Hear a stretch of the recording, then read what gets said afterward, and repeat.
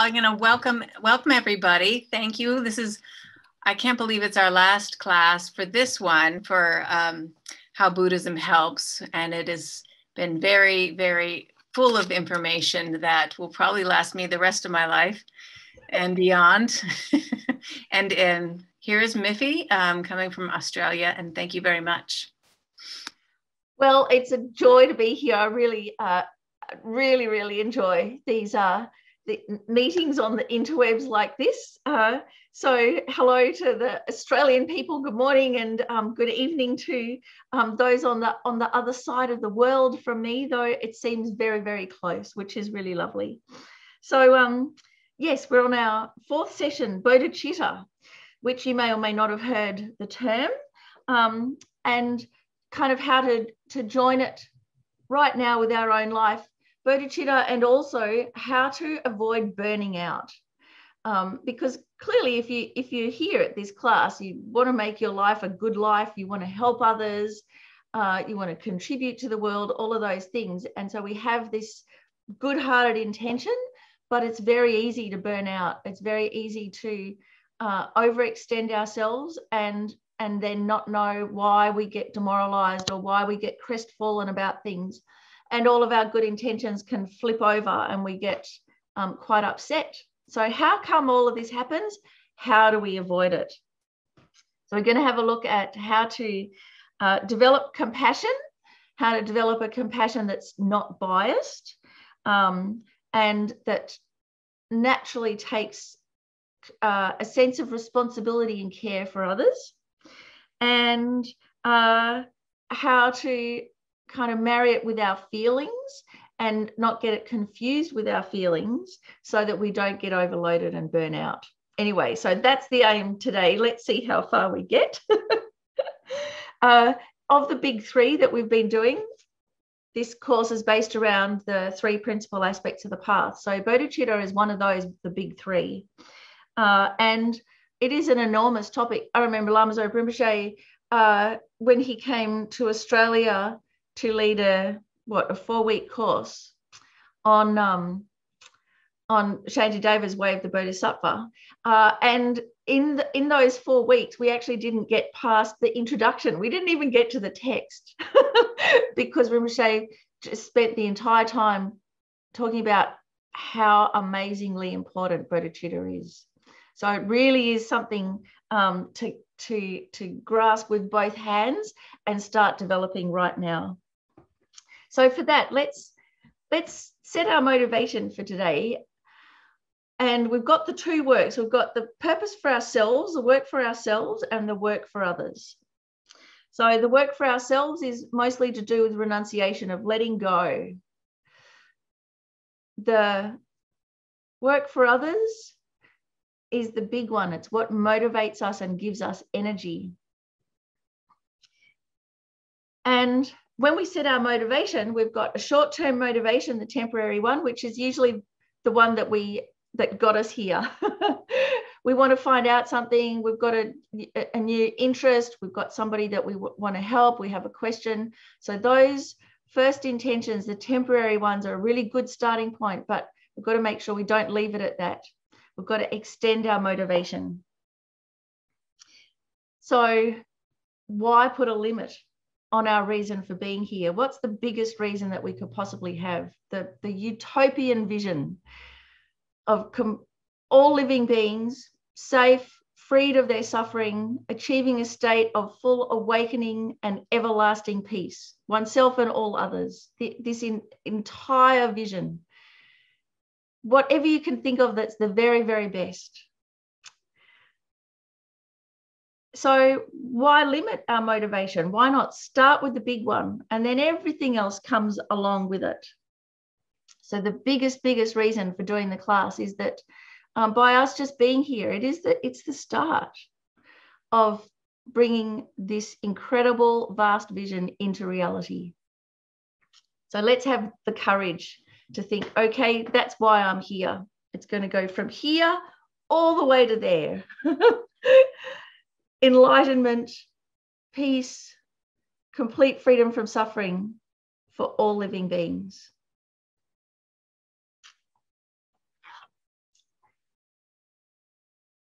So with this motivation, big-hearted motivation, let's have a look at the main topic for today, which is Bodhicitta, big love, the biggest possible attitude that we could ever have. And I'm going to try and put it into context, because we all want to be happy. It's a no-brainer, isn't it? It's not something that we have to think about. But what's the key to happiness? We've been trying to, everything that we do is because we think it'll make us feel better or happier or make our life better. So the key, if we want to be as happy as possible, we should devote ourselves to the welfare of others. So when I first heard this, I just went, what? And yes, it is counterintuitive, for sure.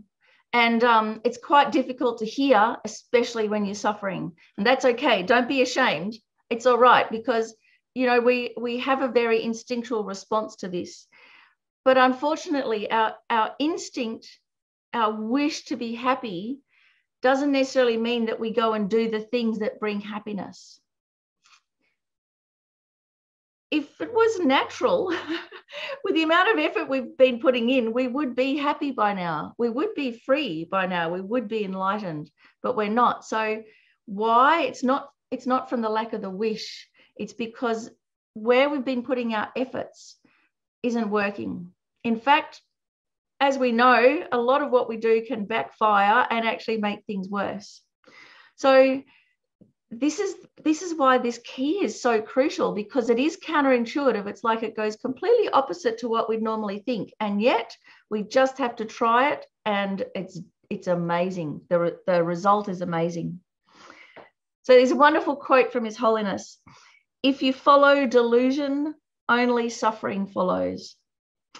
If you follow the good heart, only happiness follows." It's so nice, isn't it? So we have these two opposing attitudes. How far have we got so far with the one of them? So the two opposing attitudes are kind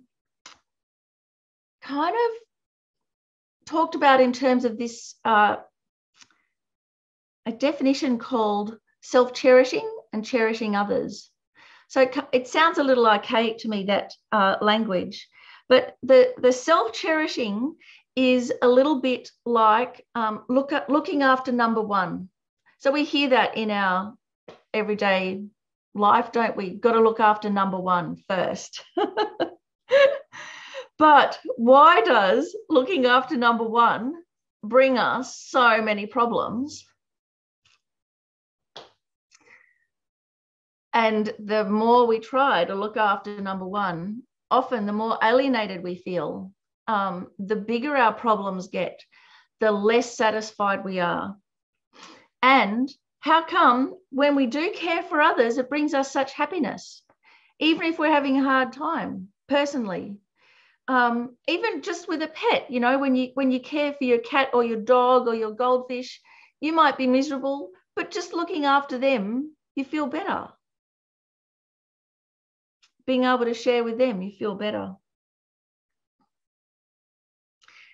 So I've got a couple of examples, say, of the cherishing oneself and cherishing others. So as you know, I quite like bad television shows, and there is one that occasionally comes on called Bridezillas, and it's just a really bad reality show of brides preparing for their wedding. And so the ones that are, it's all about me and my wedding, and it's got to be perfect, they just get more and more and more uptight, and the whole TV show is about them just throwing tantrums, alienating their friends, smashing their best things out in a fit of pique, all of those things.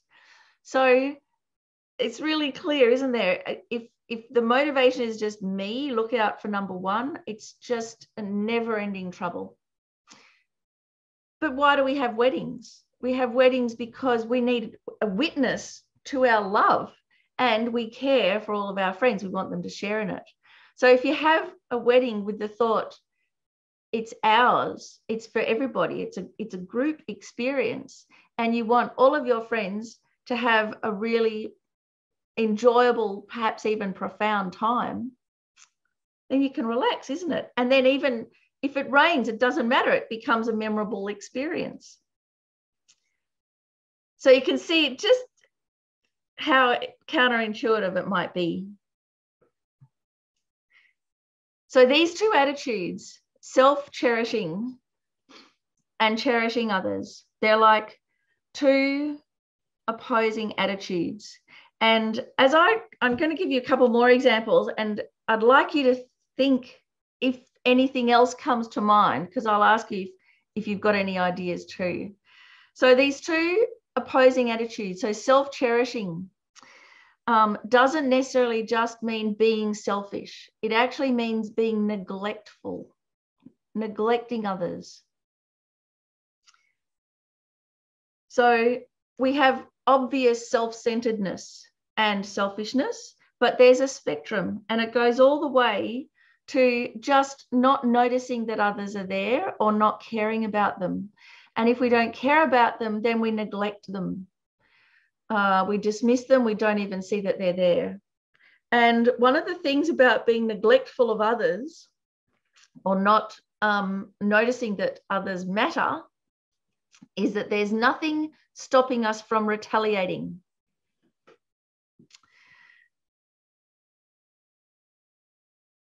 It means actually that it's very easy for us to automatically harm others, to just retaliate because, we don't know them.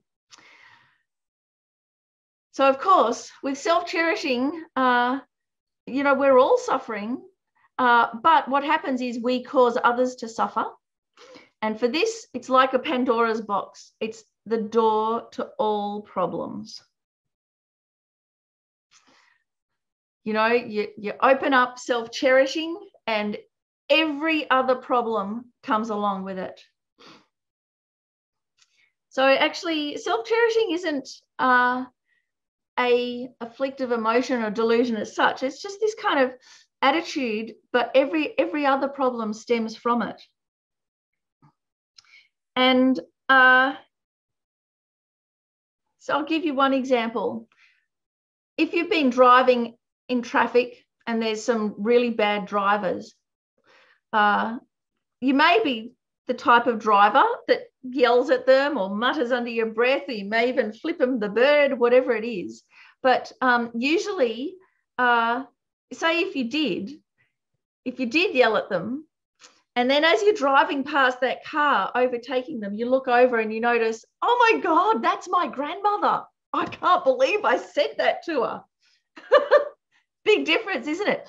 So when we don't know them, we're neglectful. There's nothing stopping us retaliating. But the moment we have a relationship, it's my grandmother. We never say that. So there you go. What's stopping us from just acting out on everybody? And I mean, we look at the state of the world, we think, oh, all these people, they must be so malicious. But no, they're not. They're just like us, just neglectful of others. Then we've got this other attitude, and it's called cherishing others. And it means putting them first. When we put others first, then automatically we take them into consideration. We naturally refrain from harm. It's not even that we have to think about it. It's just a natural attitude. And it's called the door to all happiness. And a very colloquial way that we can think about it is the whole attitude of the customer's always right. So this is a way of cherishing others. And if you've worked in customer service, you know the customer is not always right, but this is an attitude. And it's the attitude that makes all the difference. So that if you have this idea, I'm here to serve the customer, automatically you have respect. Automatically you watch your communication. And as a customer, when we're respected in a shop, doesn't it bring out the best in us? And if someone actually wants to help us, don't we feel so much better? So when we have the attitude, the customer's always right, what it means is there is a way through everything. It's like conflict resolution. So, but we have this resistance. No, I'm right. But it's just an attitude. And it's magic, isn't it? It just changes everything. And if we have that, then there's no way we're going to accidentally do something that we regret. Now, often, of course, if we're working with the attitude, say in a shop with the customer's always right, our motivation is money. We don't want to get sacked. But in our life, we can have a much bigger motivation than just money. You know, we can set our motivation, this is for world peace. This is, I'm going to be part of creating global harmony by having this idea that others matter more than me. So this is a big ask, isn't it? But it's the attitude. And I discovered, to my own shame, why we have to think of it like this. Because most of the time I think, oh, you know, I'm all right. I'm a fairly kind, nice person.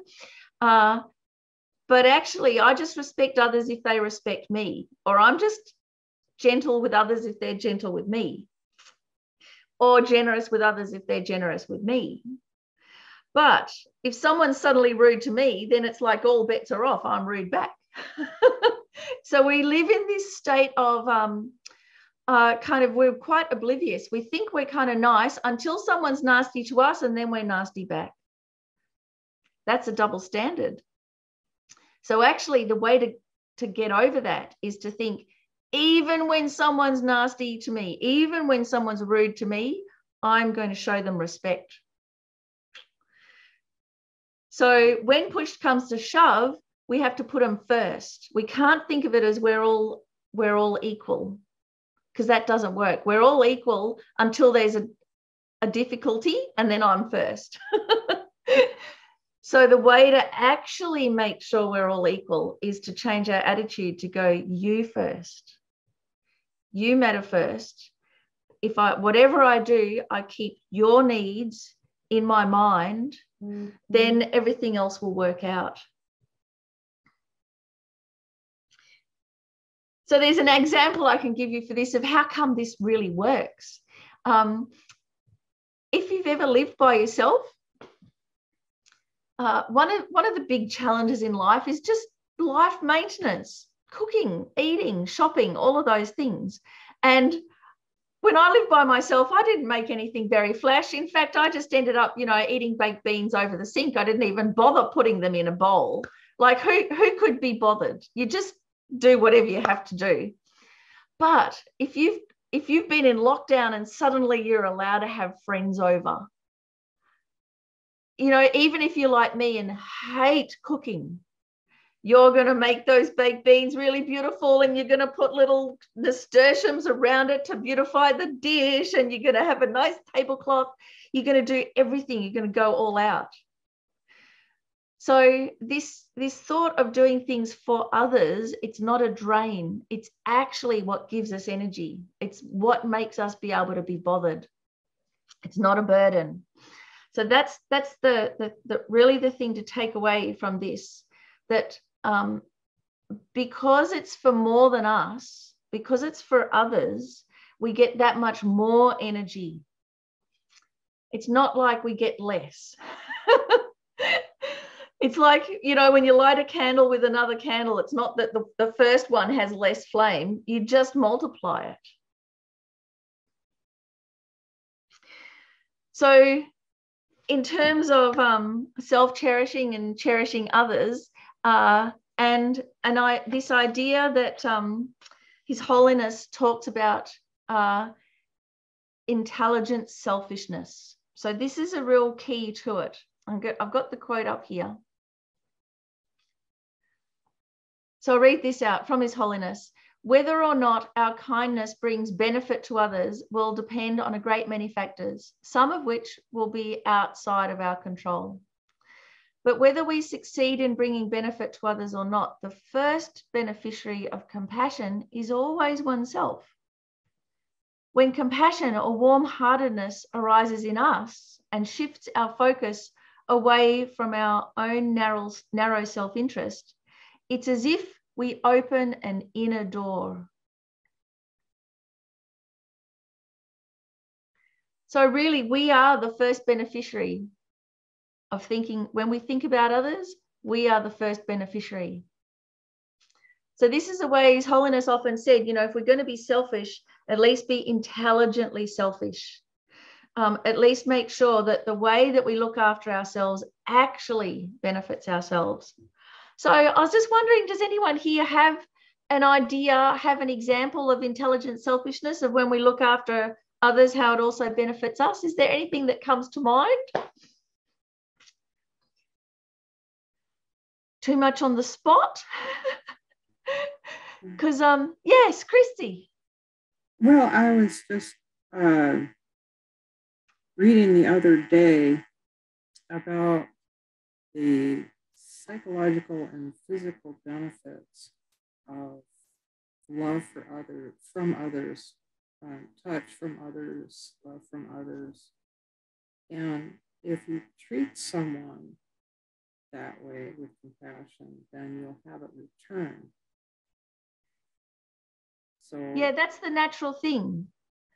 Yeah. It doesn't always turn out that way, but generally, if you treat others, well and with kindness, we can't help but respond in kind.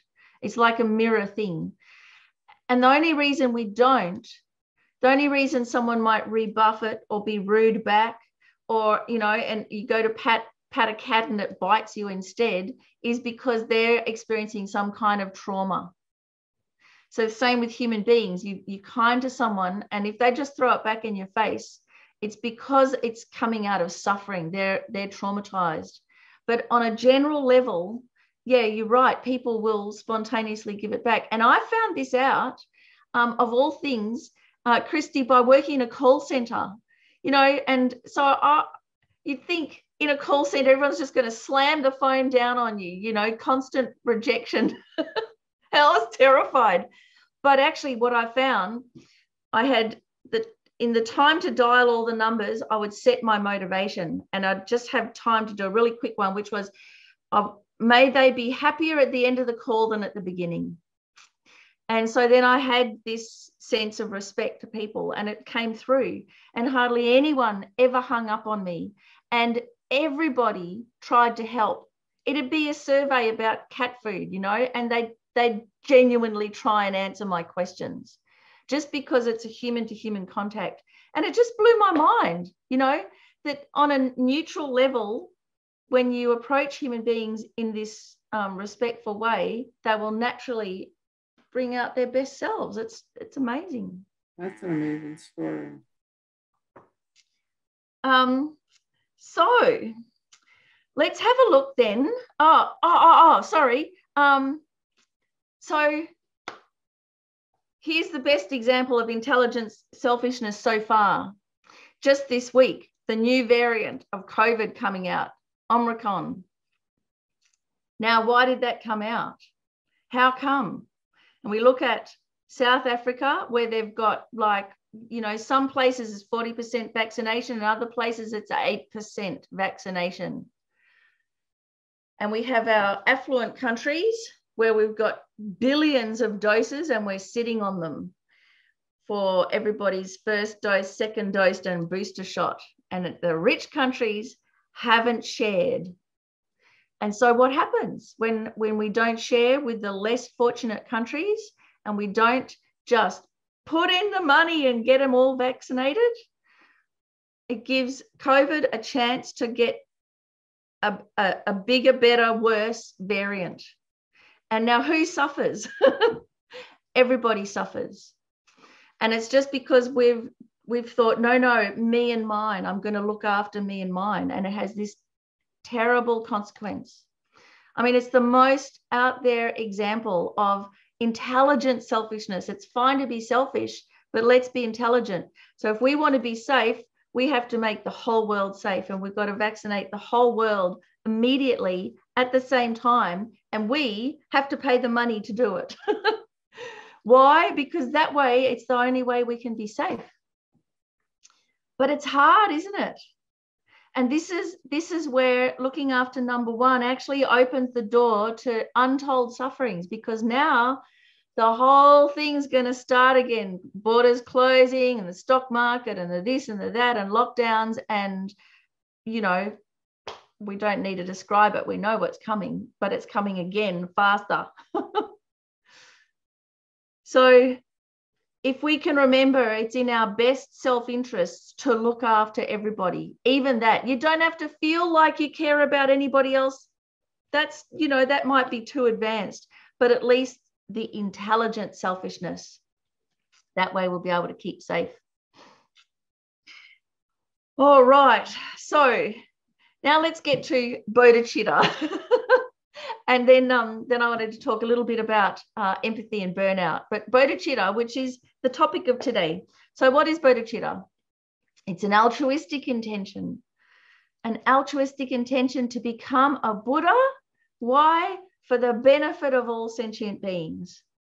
So it's huge. It's the hugest ambition that you could have. And in fact, it's probably the hugest selfish attitude you could ever have too. If we want to be truly happy, we've got to help all other beings be free of suffering as well. It's the only way. So when we look at it a little bit more, Bodhicitta, it's a twofold aspiration. So the first one is this wish to develop, become enlightened, which is to develop limitless compassion, wisdom, and skills. You know, that's actually what enlightenment is. It's not some ta-da, abracadabra, turn into a Buddha. It's when we've developed all of our compassion to its ultimate, all of our wisdom to its ultimate, and all of our skills and abilities to their ultimate. Now, why on earth would we want to do that? Not just for ourselves, especially developing all of our skills and abilities. That's not for our benefit.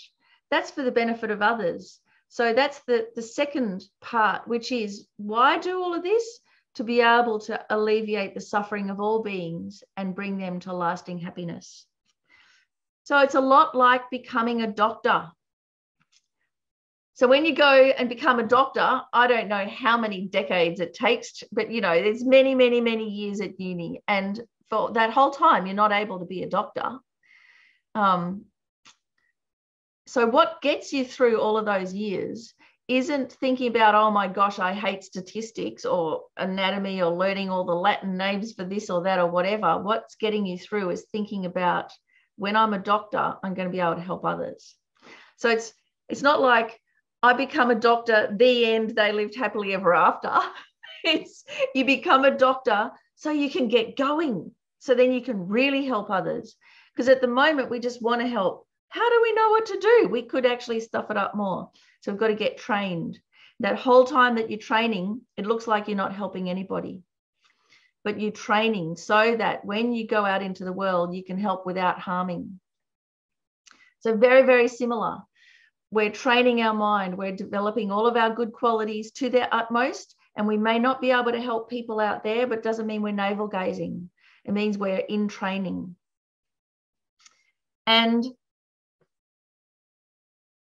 then, of course, the motivation to become a Buddha is so that then when you're a Buddha, then you can spontaneously, effortlessly, perfectly help each sentient being exactly what they need. So that's the aim. That's the purpose for it. So Matthew Ricard, when he was talking about this really big attitude and this kind of misunderstanding that we might have, in Buddhism, that it seems like there's not much personal agency that we have, that we don't do much out in the world. And it's because there's a lot of internal training to do. So Matthew Ricard talks about an important distinction between two different types of ambition. I like this word ambition. I'm pretty sure Venerable Robina would like it too. So positive ambition. the pursuit of others' well-being by all possible means, the fervent wish to transform oneself, is one of the cardinal virtues in Buddhism. In fact, Buddhists nurture one main ambition without any limits, that of removing the suffering of all living beings throughout the whole universe.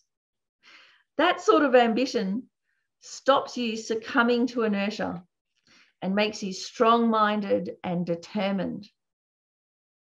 So the distinction between the positive and negative, selfless and self-centered sides of ambition is important. You could say that ambition is positive if its aim is to help others. That's the simplest definition. Conversely, ambition is negative if achieving it is detrimental to others. And an emotion is negative if it destroys your own or others' inner peace. So it's great, isn't it? This is how we can have really big ambition and how to make sure, last week we talked about renunciation, that it doesn't get corrupted with our worldly concerns or just kind of get a bit tainted by segueing from others and now suddenly it's all about me and my needs. Is by always remembering the customer's number one, others come first. That just keeps it clean. It keeps us on the right track. So any questions or comments before I go on a little bit more about Bodhicitta? Does it make sense? It's okay. Yeah, Alexis. Well, yes, it makes sense. But I keep thinking about sometimes when you're helping others, there is the drain of helping others, and is it because I haven't set my motivation correctly? The drain comes because we get attached to the result. Okay. And we think that so we have an intention and then we have the substance of it. And we think if that what we're doing, the substance of it, cooking someone dinner or trying to help them through a relationship thing, that if we can't fix that, then we lose our intention. But they're two different things. Mm-hmm. And because we're so drawn outwards, we get fixated on the results. We get fixated on wanting to fix that or wanting to have a good dinner. And we get disassociated from our intention, which was in here and nothing to do with how things turned out, which was, I'd love to offer a dinner to my friends. So whether the dinner turns out well or badly, you still have that intention.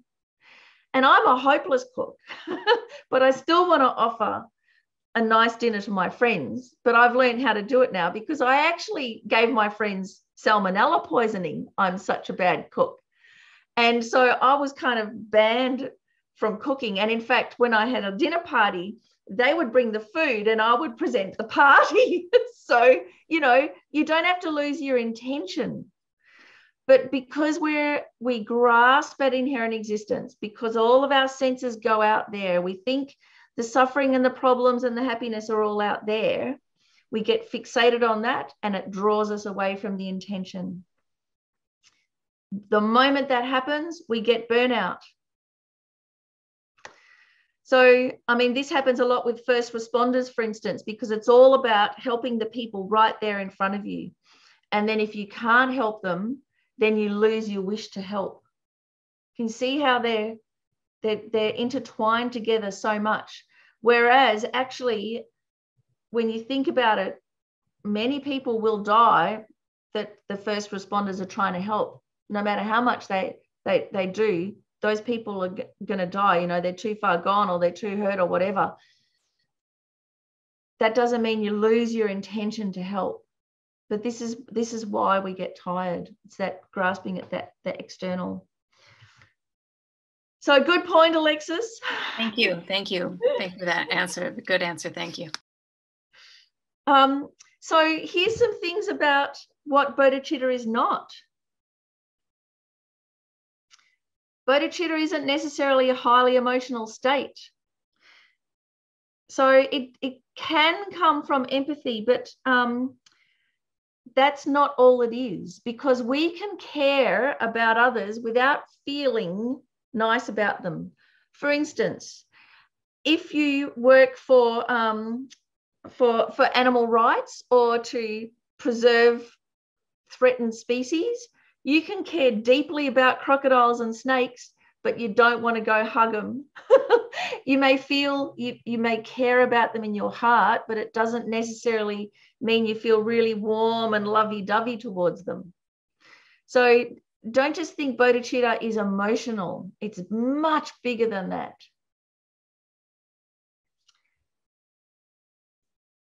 Also, bodhicitta, it's not an overwhelming burden. It's not it's not like when, because I grew up a Buddhist, right? So I heard about bodhicitta when I was little, and okay, so become a Buddha for the benefit to lead all sentient beings to enlightenment. And my first thought was, what can I do? I'm only 6.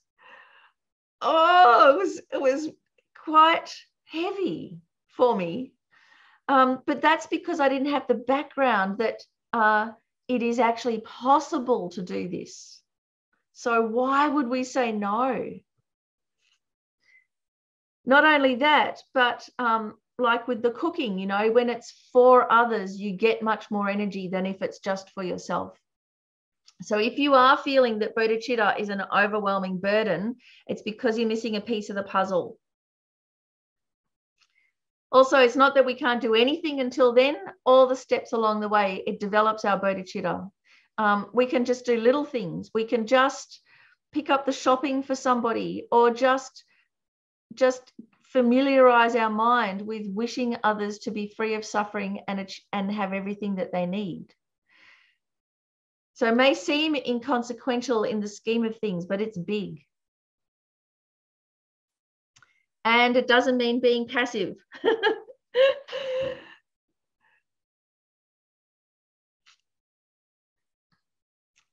So let's have a look at the biggest stumbling block that I think we come across as Westerners, which is mixing up empathy and compassion. So with empathy, even when we talk about it, there are actually 2 types of empathy. Affective empathy is when we feel for others, and cognitive empathy, when we think it through. Now, these 2, when the media talks about empathy, when psychologists talk about empathy, they mix the 2 up and they are completely different. So for starters, we've got to get that sorted. So affective empathy is like when we mirror others. So at a wedding, everybody starts crying, you start crying. If you're out partying and someone starts vomiting, you might start feeling a bit vomity too. It's where we mirror. It's where, you know, someone falls over and we go, oh, and we kind of feel it ourselves. So affective empathy, it's quite emotive. Cognitive empathy is where we think it through and we put ourselves in their shoes. So if you're a parent, you do this with your kids. You think it through. What are they going through? And you try and put yourselves in their shoes. A doctor does this too. A doctor, when you go in, they try and figure out what's going on with you. Wouldn't it be a disaster if you went to the doctors all vomity and nauseous and they had affective empathy and they got all vomity and nauseous too, and there you both are throwing up into the rubbish bin in the office? It'd be untenable, wouldn't it? So a doctor has to have cognitive empathy and not affective empathy. Who else has cognitive empathy are torturers. So they understand exactly what their victim is going through and they know exactly how to hurt them. They've thought it through. So it's very different from an emotive one. And they're both like totally different skills. The affective empathy, it's like, you know, if you've never had a headache and someone else has a headache, you just get impatient with them. But the moment you experience a headache, you go, oh, I get it now. You feel for them. So we need both. And they're quite different in how they work. So often when we're thinking about compassion, we just assume it's to do with feeling for others. Actually, compassion is a lot more than that. And that feeling for others, because it's a big feeling, we think it's profound. Actually, it can be very fickle. And it can come and can go, be very unstable. It's not a good thing to base our compassion on, just feeling for others. It's not enough. So what we've got to do is use both of these types of empathy, feeling for them. So we feel for some people, then we've got to extrapolate it out to the others. So the ones that we care about, the species of creatures, you know how like everybody wants to save the koalas and the pandas and things like that, because they're nice and cuddly. We have affective empathy for them. Then we've got to expand it out to save the frogs and the crocodiles and the sharks that are endangered as well. So that way we use our cognitive empathy and they work together. In terms of human beings, there are those that we love and care for naturally. Why? Because we see below the surface. We understand their suffering. We've spent time with them and they matter to us. So then we've got to expand that out to the people that we don't know. And we think, oh, okay, if they happen to be my family, if they happen to be the ones I'd spent time with, I would actually care as much about them as I do my own family. It's just that I haven't spent the time with them. So we expand it out to include everybody. So actually, compassion is an activity. It's not just a feeling. It starts with the empathy, yes. It may actually start with cognitive empathy, may not start with a feeling at all. The feeling may come much later, and that's a good thing because actually it would be far more stable. It's based in a lot more than just an emotional sensation, which comes and goes. And compassion is not just a feeling, but it's an activity. It's actually something we do. And what do? We wish them to be free of suffering. It's an actual wish. So there's a difference between feeling the pain of others and then going, I wish you were free of suffering. Because that wish takes a responsibility. And you start thinking, what can I do? And even if it's just a really small thing, there's this sense of intention there. So that's the motivation. This intention, I'm going to try and help. I wish they were free of suffering. What can I do? There's always something we can do, even if it's really little. So how's that sitting? Does that help in terms of the difference between empathy and then compassion and the two types of empathy? Can you kind of recognize them both at play in your own life?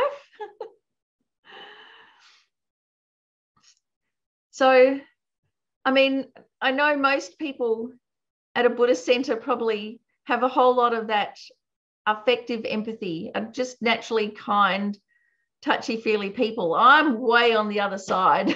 You know, I come to, any of my care comes from sorting things out in my mind and coming to a conclusion. And then I'm unshakable. So then whether that person's nice to me or nasty to me doesn't matter because I know where they're coming from. So, you know, it takes a whole lot of all the different types of people to all make it all up together to have everything covered. But of course, a Buddha has the whole lot covered.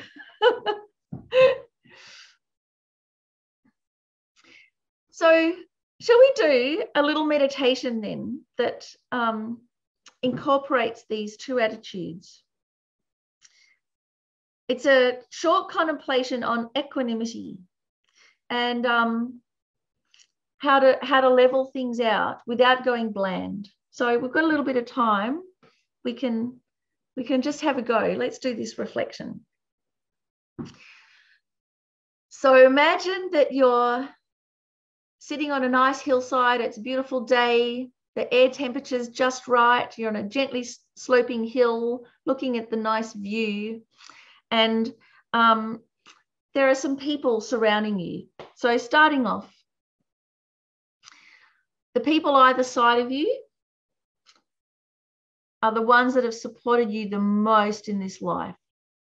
So it might be your mother and father. It's usually your mother and father, but it might be someone else very, very close to you that's really looked out for you. And without them, you just wouldn't have got this far. You wouldn't have survived.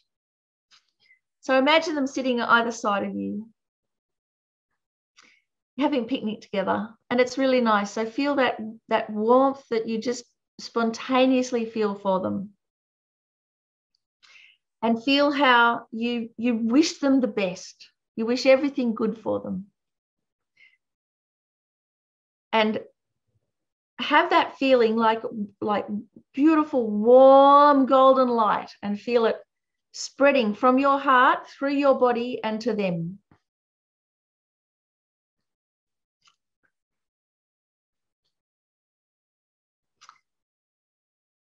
Then imagine that behind you is everybody else who's supported you in your life. So literally, they've got your back. It might be a brother or a sister, really long-term friends. Definitely put in the kind teacher at school that made it all bearable. Even some authors that changed your life.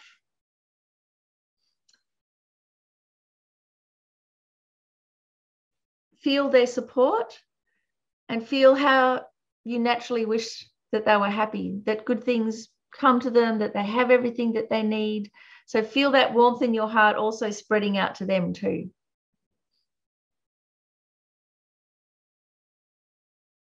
And feel that as that warmth and light flows from your heart and spreads out to them, that as the light rays hit them, they receive everything that they need. They become free of problems and receive everything they need.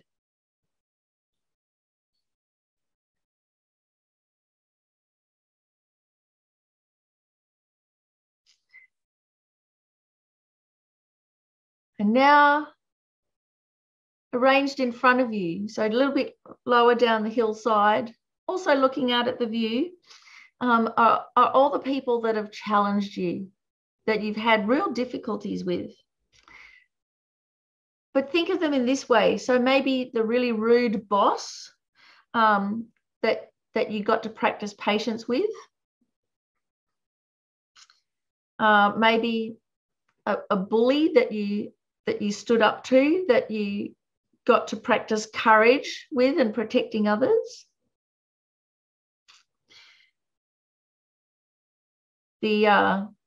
The failed relationship person, the person that hurt you, that you first practice forgiveness on.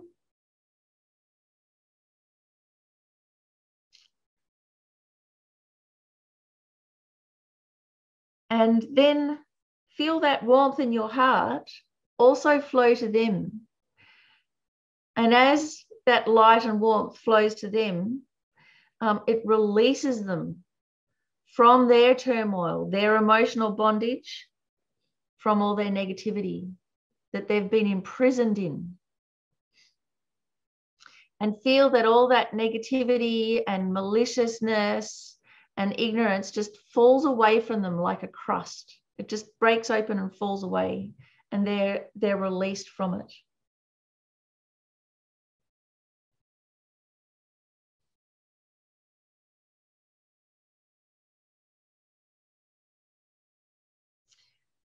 So now we're surrounded by these different groups of people, different kind of relationships that we have with them at the moment.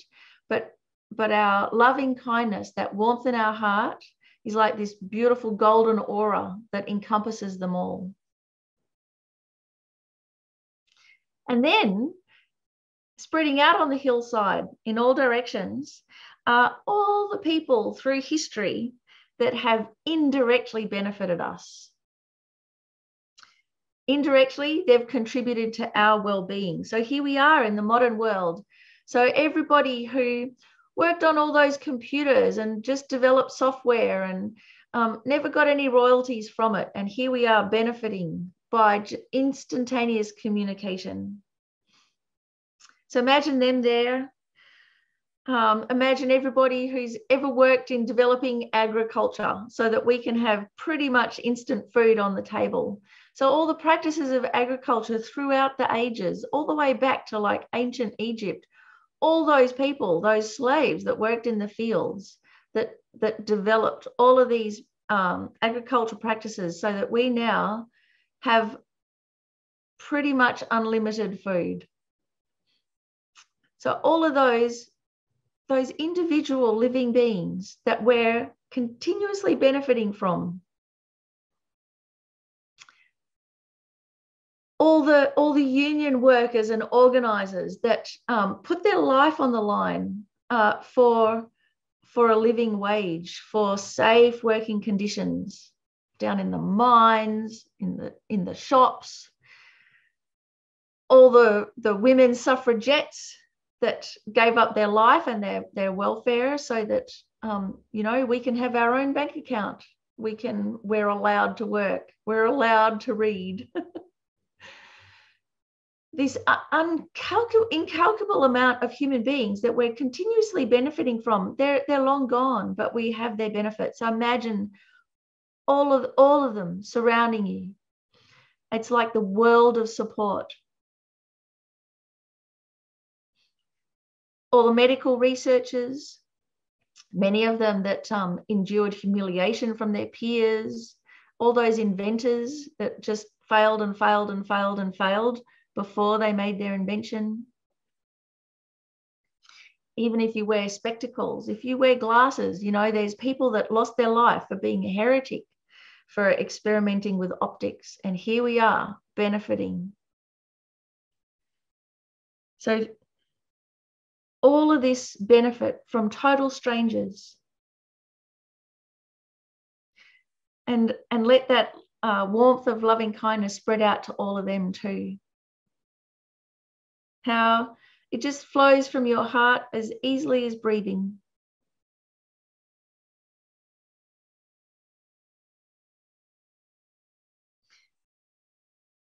So these three groups of people, the friends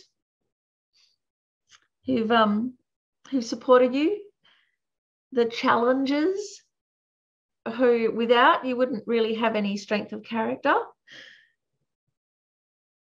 all the strangers who we continuously benefit from. This world of support. Wish them all to live harmoniously, happily, to have everything that they need. And as you have that wish, feel it as this golden light, this warmth that radiates from your heart as you're breathing out. And as you're breathing in, all of the warmth and light and support from all of these beings. You breathe into your heart, which becomes even more radiant, more energized. Breathe out all of your love, good-heartedness, well-wishing.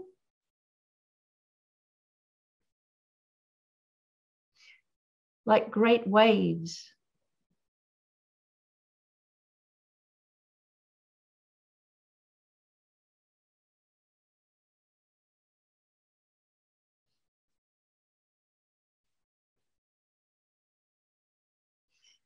So in this way, we can dedicate this, doing this meditation, that even just by the act of breathing, we can benefit others.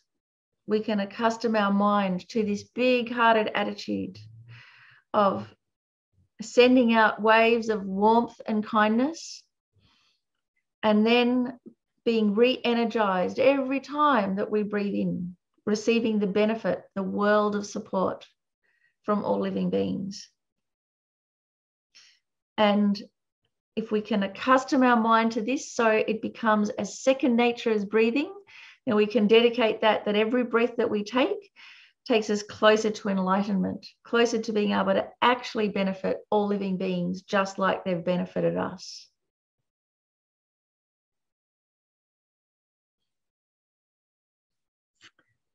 So then you can slowly open your eyes if they're closed. Bring your awareness back to the world, hopefully in a new way. You know, His Holiness the Dalai Lama, you know, he often talks about my dear brothers and sisters, how everybody is his brother and sister. Just can't quite remember where from. You know, he has that real genuine sense of connectedness with everybody. So we don't have to wait for that feeling to happen to us. We can cultivate it. And so how we do it is with that mixture of those two types of empathy: effective empathy of building on what we already have, that good-heartedness, and then using our reasoning and our imagination to build cognitive empathy, going, well, you know, if I think about it a bit more, then naturally I would also care about these others. And if we become really familiar with that, we'll become just like the Dalai Lama, you know, with that real genuine warmth towards everybody, whether they're strangers or not, whether they're enemies or not. All of those they're quite kind of superficial, top layer, aren't they, when we start looking as deep as we can. So did you like the meditation, the world of support? So I put that in the notes because I find it really effective in that I can then start genuinely feeling warm towards the ones I don't like. And you don't even have to like them you don't ever have to like them. You just care about them. Just like I am never going to like a toad or a crocodile, but I'm going to care about them. Because they all matter. They all matter because they all have feelings, just like me. So that's the contemplation. We kind of equalize our friends, enemies, and strangers, not by going all bland, but by going below that, going deeper to discover this world of support. And the conclusion is, just like me, everyone wants to be happy. Just like me, everybody matters.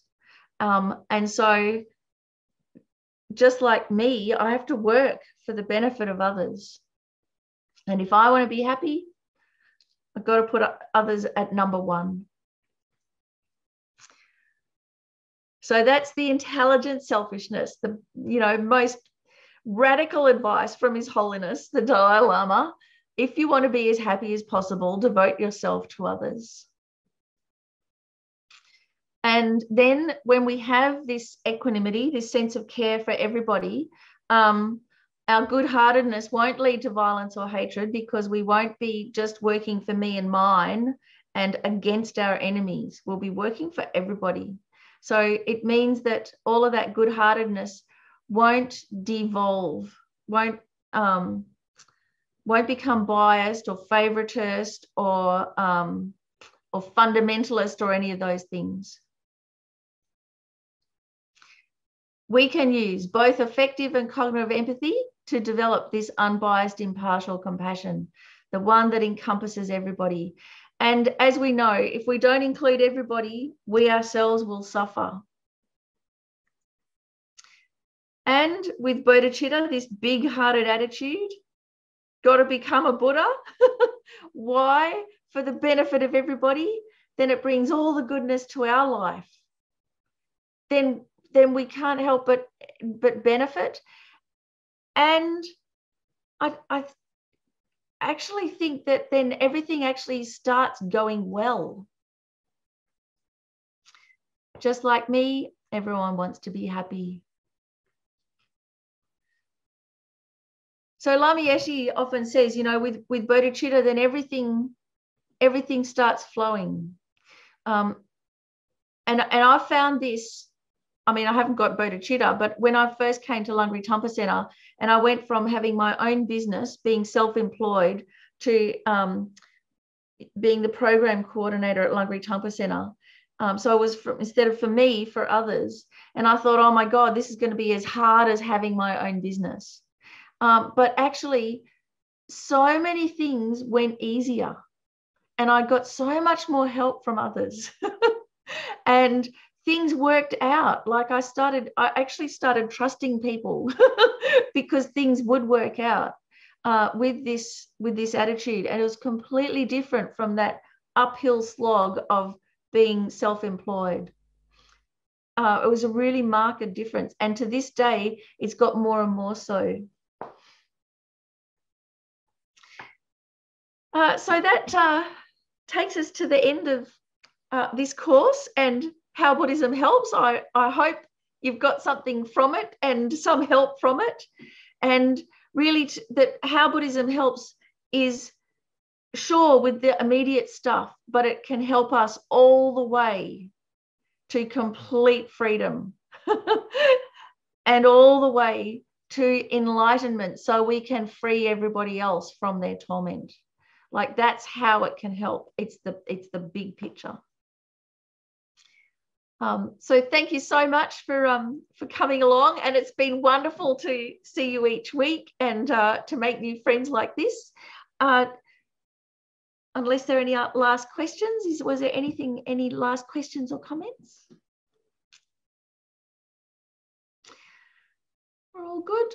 Okie dokie. Thank you so much, Miffi. And I encourage everybody to look at the previous classes on YouTube just to kind of double dip into them. Oh yes, and there's also a reflection sheet for Bodhicitta of just getting started on equanimity and using intelligent selfishness, and then there's that meditation that we did, which is a really nice one to go through just to even things out. So take care. I really hope to see you all again. Thank you. Thank you, everybody. Have a lovely week. Thank you, Miffi.